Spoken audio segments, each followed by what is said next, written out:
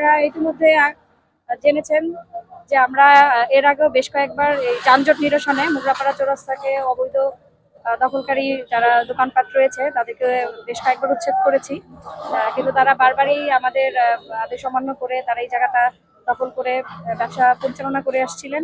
আপনারা জানেন যে সোনারগাঁও উপজেলাবাসীর একটি প্রাণের দাবি এই মোগরাপাড়া চৌরাস্তা যানজট দূর করার, কারণ আপনারা জানেন এটা ঢাকা চট্টগ্রাম হাইওয়ে।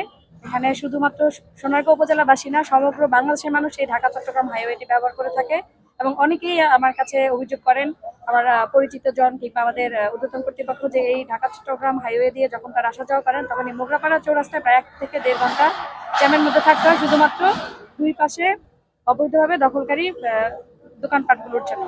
তা আমি জয়েন করার পর থেকেই কিন্তু বেশ কয়েকবার উচ্ছেদ অভিযান পরিচালনা করেছি, তাদেরকে বারংবার আমরা সতর্ক করেছি, নোটিশ করেছি আপনারা জায়গাগুলো ছেড়ে দিবেন, কিন্তু তারা আমাদের কথা শুনেনি। পরবর্তীতে গতকালও আবার তাদেরকে ফাইনাল ওয়ার্নিং মূলক একটি মাইকিং করা হয়, আপনারা যেন আজকে সকাল 9টার মধ্যে খালি করে দেওয়া হয়। তারপর আমরা আজকে 10টা থেকে এখন অব্দি অভিযান পরিচালনা করা হচ্ছে। তাছাড়া আপনারা জানেন যে আমাদের নারায়ণগঞ্জ জেলার সুযোগ্য জেলা প্রশাসক স্যারের একটি গ্রিন অ্যান্ড ক্লিন কর্মসূচি রয়েছে।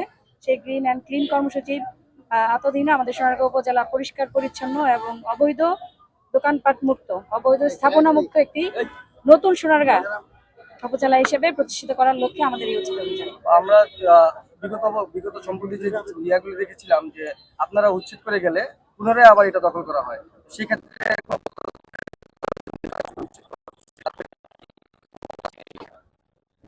আমরা এর আগে বেশ কয়েকদিন চেষ্টার পরে এরকম ঘটনা ঘটেছে।